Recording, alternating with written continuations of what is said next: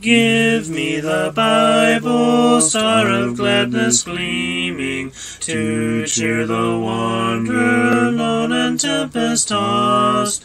No storms can hide that radiance peaceful beaming, since Jesus came to seek and save the lost.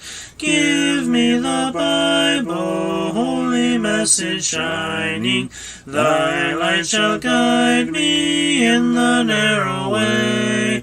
Precept and promise, law and love combining, till night shall vanish in eternal day. Give me the Bible when my heart is broken, when sin and grief have filled my soul with fear. Give me the precious words by Jesus spoken. Hold up faith's lamp to show my Savior near. Give me the Bible, holy message shining, thy light shall guide me in the narrow way. Precept and promise, law and love combining, till night shall vanish in eternal day. Give me the Bible, all my steps enlighten, teach me the dangers of these realms below. That lamp of safety o'er the gloom shall brighten, that light alone the path of peace can show. Give me the Bible, holy message shining, thy light shall guide me in the narrow way. Precept and promise, law and love combining, till night shall vanish in eternal day. Give me the Bible, lamp of life immortal, hold up that splendor by the open grave. Show me the light from heaven's shining portals, show me the glory gilding Jordan's wave. Give me the Bible, holy message shining, thy light shall guide me in the narrow way. Precept and promise, law and love combining, till night shall vanish in eternal day.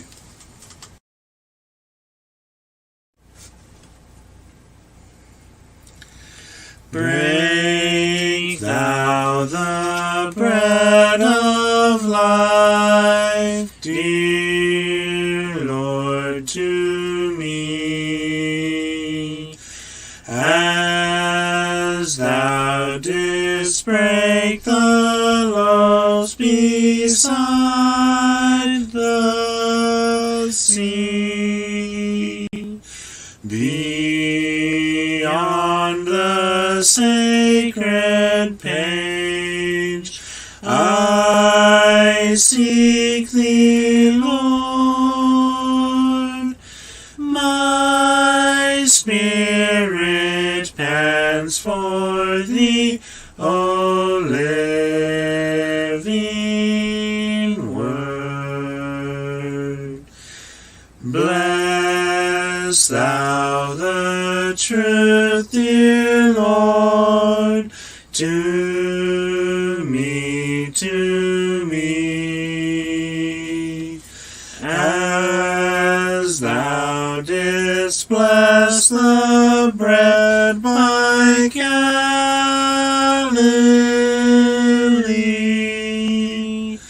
Then shall all bondage cease, all fetters fall, and I shall find my peace, my all in all.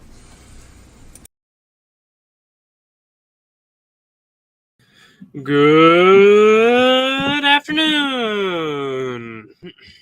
Hello, CJ. He tunes in. He finally woke up.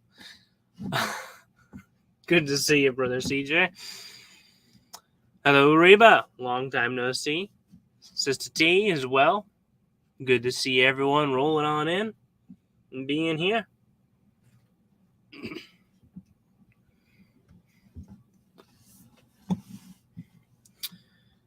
How is everyone doing?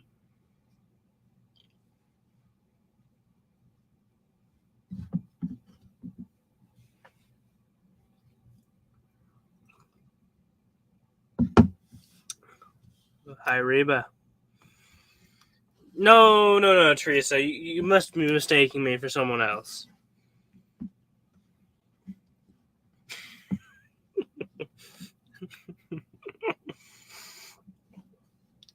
Maybe.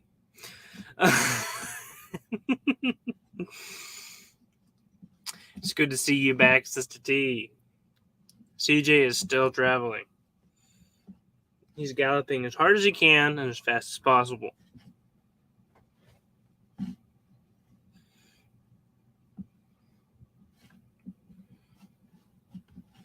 And if I'd have my and if I had my guess, he probably still has his whips with him too. Heather, good to see you again, sister.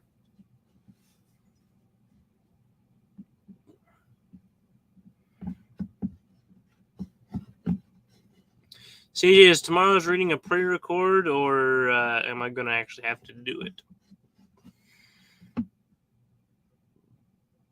Excuse me.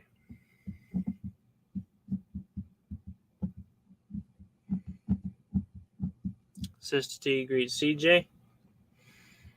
Reba greets Heather.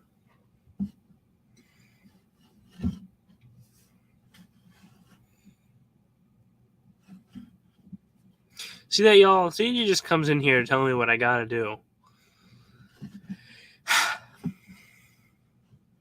Just to boss me around.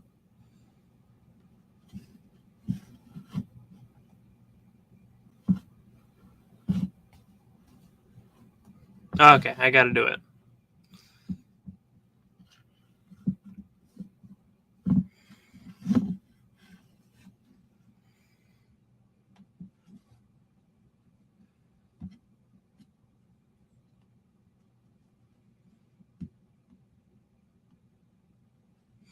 Sister T says she won't be there for tomorrow's reading because they have a second service.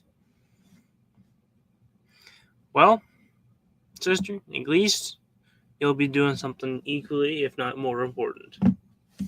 It's good. It's good to hear that. But we always know we always know you may catch the replay.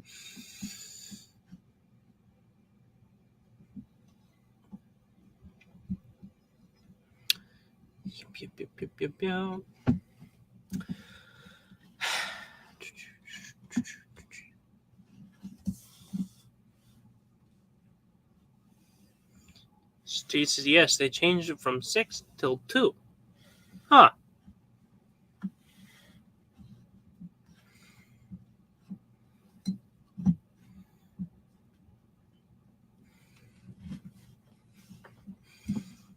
Okay.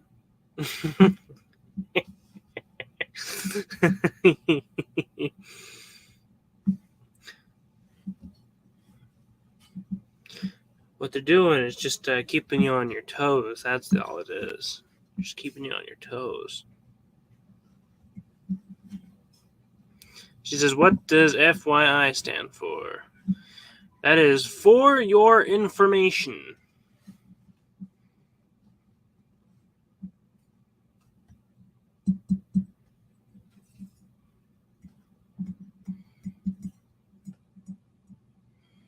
Don't worry about it, CJ.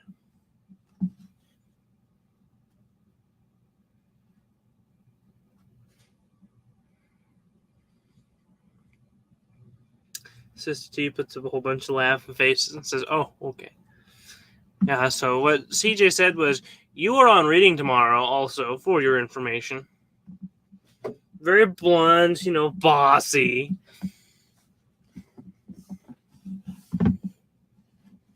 It's not, hey, can you be there for reading tomorrow? No, it's just, you're there. Bossy people these days. Some people's kids, I tell you.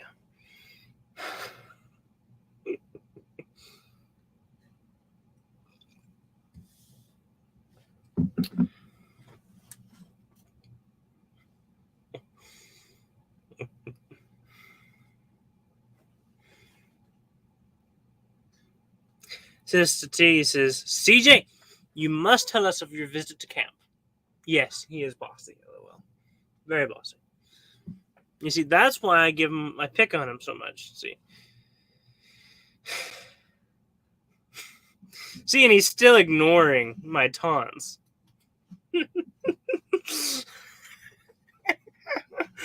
I can play this game all day, CJ. See this? He's still ignoring my pokes at him. He says, going to church with my dad. LOL. Won't be back in time.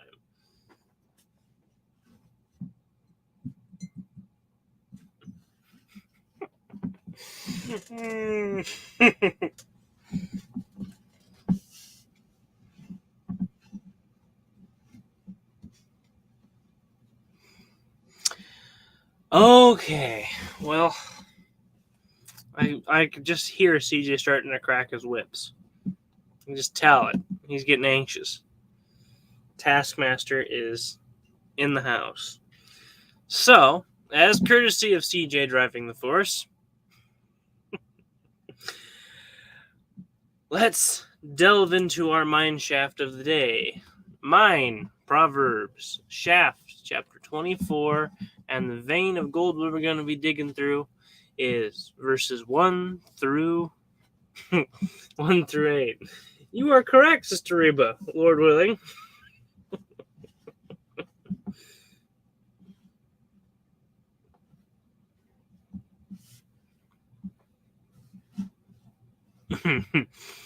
Reba says O'Shea is going to church with his dad too, CJ.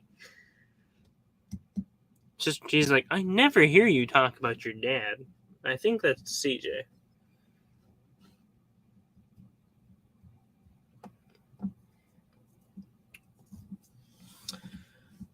Proverbs 24, 1 through 8.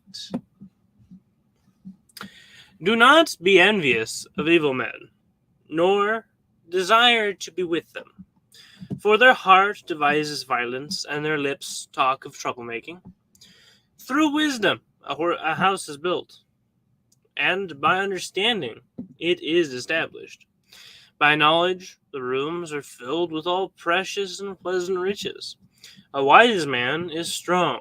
Yes, a man of knowledge increases strength. For by wise counsel you will wage your own war. And in a multitude of counselors there is safety. Wisdom is too lofty for a fool. He does not open his mouth in the gate. He who plots to do evil will be called a schemer.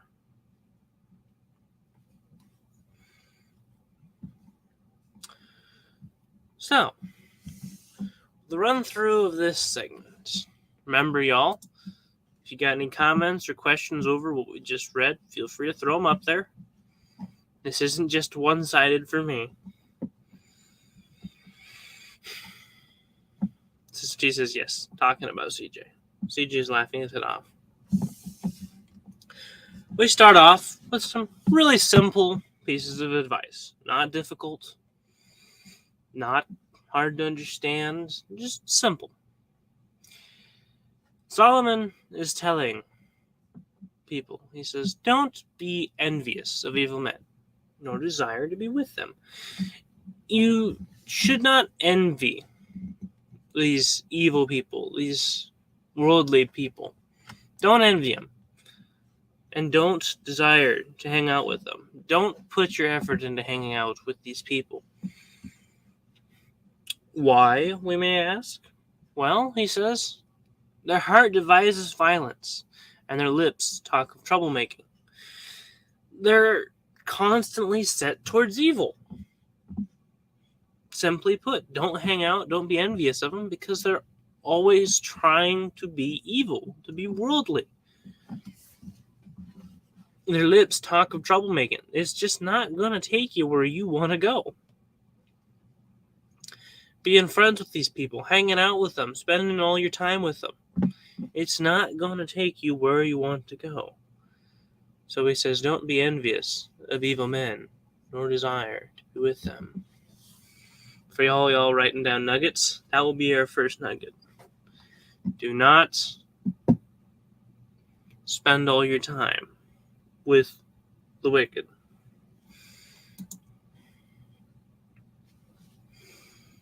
She says, when you get to 8, explain, please. Okay. And then he switches his gears and he starts talking about wisdom and knowledge and understanding. He says, through wisdom, a house is built, and by understanding, it is established. Talking in the physical sense, you have to have wisdom in order to build a house. You got to know what board goes where and how to set it up, how to put it in place, how to frame it in, and how to secure it. By understanding, it is established. So this understanding sets it up, establishes, finishes it. It takes wisdom to build the thing. And in the sort of spiritual sense, it's the same way. It takes wisdom for us to build our spiritual house. And by understanding, when we understand what we are reading and studying, it helps us establish, to finish, to set it up. He continues, knowledge fill the rooms with precious and pleasant riches. Knowledge helps you go out, get and obtain precious and pleasant things, good furniture, pretty pictures. By knowledge, you can fill these rooms with the things that matter to you. Good things. And in the spiritual sense, by knowledge, you can fill your rooms, your house, with God's Word, with His love, with the things that are important. By knowledge, the rooms are filled with precious and pleasant riches.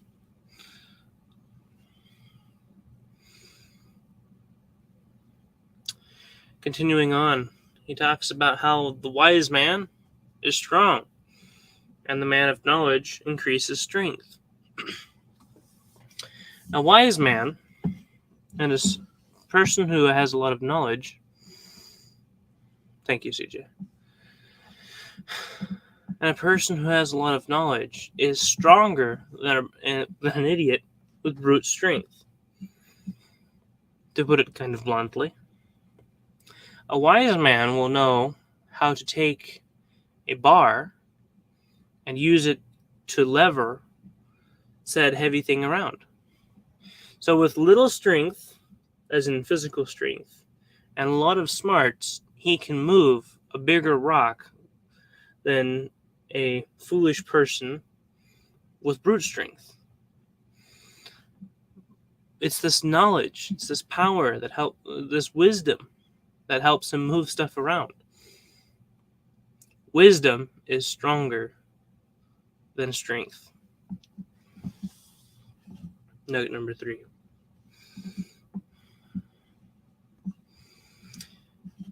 And he goes on to explain a little bit more with this idea.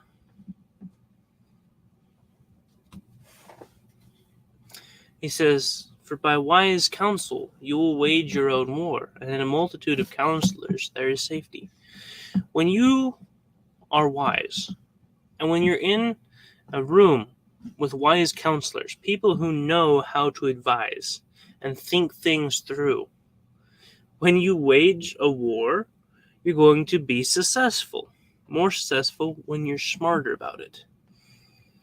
Because if you decide to go rage mode and say on a neighboring kingdom and say, I'm going to fight you, but you have no battle plan, no strategics, and no idea how much resources you have, you've basically launched yourself into a suicidal death trap because you didn't think anything through.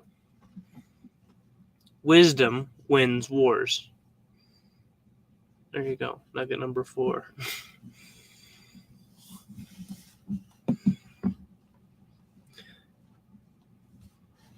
Now we're going to pop on down to 8. He who plots to do evil will be called a schemer. I don't know exactly what question you have over this, Sister T, but I'll try to take a crack at it. It's a simple idea Solomon is portraying. If you're a person who sits there and plots, thinks about doing evil, and it gets found out, you will be called a person who thinks about doing evil, a schemer. Someone who plots to do evil, who plans, is someone who's a schemer. A schemer is a person who comes up with schemes. We've probably all heard the term, various places, evil schemes. A scheme is a plot. It is a plan, more geared toward the idea of evil or a bad, wicked plan. Let me pull up my KJV and plus and see if I hit that nail on the head. Oh, okay. So, in the KJV, it reads, he that deviseth to do evil shall be called a mischievous person. Does that simple it out a little bit better? It's a mischievous person. He is trying to be mischievous.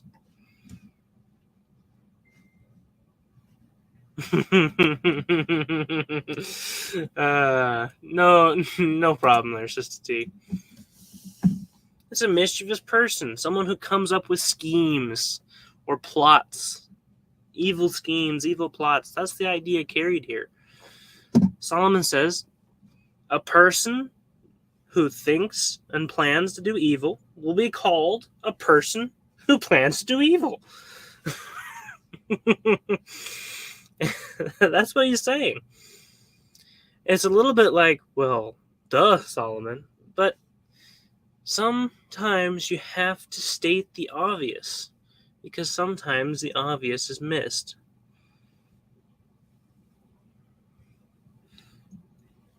We're like, well, duh, but sometimes it takes stating the obvious.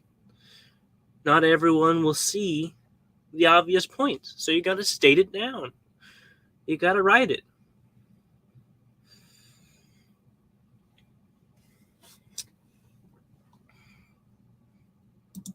Thank you, CJ, for typing up the nuggets. There'll be gold in them there pages. Sister T says, thank you, got my nuggets down. Reba says, thank you for them there golden nuggets. You're very welcome, Sister Reba and Sister T.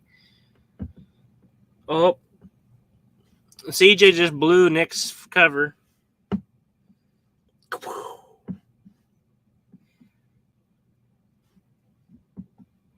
Nick, your cover has been blown. This message will self-destruct in 3, 2, 1. You're very welcome, Heather.